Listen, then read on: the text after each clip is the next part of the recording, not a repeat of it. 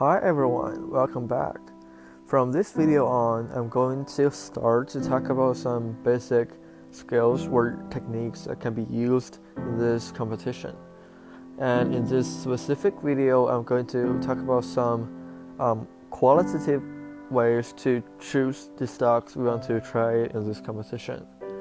And in the following one, I will be talking about some quantitative ways to do that. Quantitative. So what are we actually trading? Equities in the approved stock list are the only ones that can be traded in this competition. They are sorted by sectors and industries, which means, for example, Pepsi and Coca-Cola should be in the same sector and same industry. The approved stock list consists of mostly American stocks, both from NYSE and NASDAQ. But there are also some international equities, like some British equities or Chinese equities. One last thing to be clarified is that, as I have mentioned, no shorting is allowed in this competition. After knowing the basic rules of trading in this competition, now comes to the approaches for us to choose out our own favorable stocks. And one of the most commonly used approach is called SWOT analysis. There are basically 4 parts in SWOT analysis. S represents strength, which is an internal factor showing this company is actually doing pretty well. The W represents weaknesses, which is also an internal factor, but showing the company is doing not so well.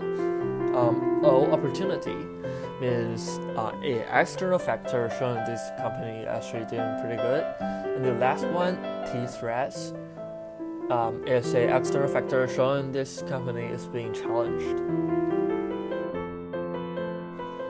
Here is an example of a SWOT analysis of Tesla.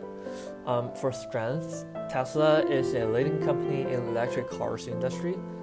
And even though electric car industry is an oligopoly market, Tesla has an absolute advantage over others. Tesla has a good brand image, and some of the countries has published some beneficial policies toward electric cars. As for the weaknesses, though Tesla is using cutting-edge technologies to build their cars, their self-driving system is still not so reliable. For opportunities, the global trend of eco-friendly is actually pretty beneficial for Tesla. And since Tesla is publishing new products like Tesla pickup truck, and since Tesla is building new factories in Europe and China, it actually has a great future. Lastly, about threats. Since new electric car producers are actually coming up in some of the countries, for example China, so they actually have some challenge on Tesla. However, their quality is still not good enough to compete with Tesla. So with all of these 4 factors in regard, Tesla is actually quite positive overall. That means Tesla is a good choice to invest. While SWOT is aiming to analyze a specific company, Porter's 5 forces analysis is actually aiming to analyze an entire industry. The Porter's 5 forces analysis is first published by Michael E. Porter in his book, Competitive Strategy Techniques for Analyzing Industry and Competitors.